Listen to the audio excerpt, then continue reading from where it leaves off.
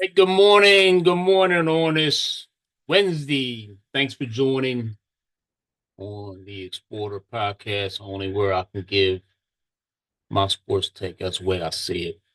Okay. So, since we've been gone, of course, the Sixers lost to San Antonio, to a Wemby-less San Antonio Spurs in the second half, that was. Remember, he didn't play majority of the second half. Sixers still lost.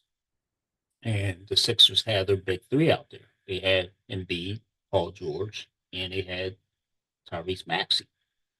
And yet, Embiid led our scores with 34 points, but he didn't look like himself. Embiid is, like I say, he came up limping in like the first part of the game, and I just shook my head because it's like, how are we going to go anywhere with this guy? How? Did Shaq ever limp? Did Shaq ever limp? And anytime you watch Shaq play, did he ever limp? No, I don't remember him. I don't remember him having a sprained ankle. Okay, how are we going to win anything with Joel Embiid? How? I mean, the guy he just he walks on the court and just gets hurt immediately. Like, how we expect to get anywhere with this guy,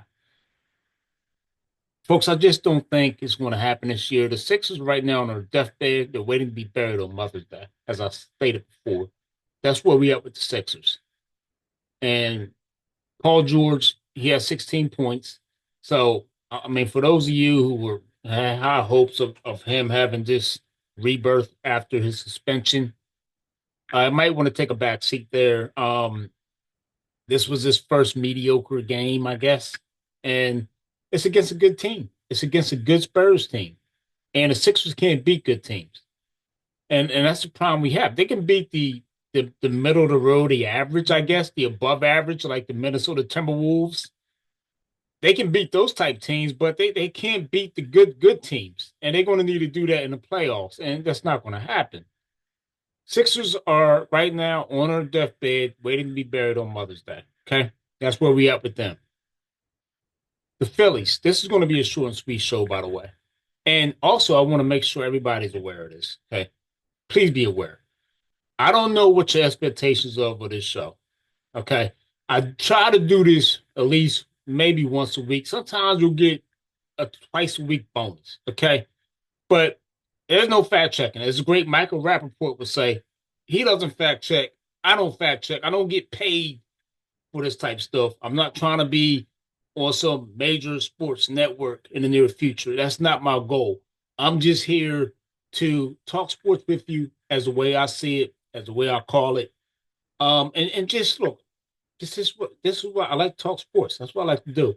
But at the same time, there's going to be no deep diving and fact checking. Okay, but we're going to call it the way I see it. And the Phillies lost last night. They lost 6-0 to the San Francisco Giants. And Christopher Sanchez looks like gave up 4 runs. That's not ace stuff.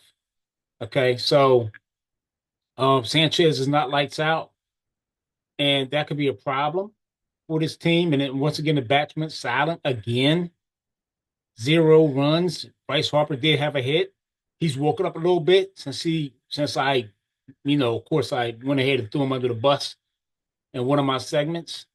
But he has woken up. Let's give him, got to give him his props. He has woken up a little bit. He's got his average up to about two. He's about 214 right now. So uh, definitely it's a lot better than 092, which we were seeing against the Washington Nationals before he led that little comeback. He hit that home run, but he was in some dire straits at one point in time. But Bryce Harper's woken up a little bit, so good for him. Um, my detour.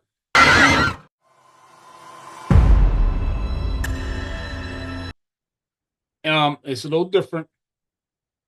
It does tie to sports. This is Ben Johnson Appreciation Day. This is Ben Johnson Appreciation Day 100 because he's not in page six like head coach for the New England Patriots, Mike Vrabel, who appears to have been He appears to have been caught with Donna Rossini, who was a reporter, a very well-known reporter for ESPN. She's been doing this for a long time.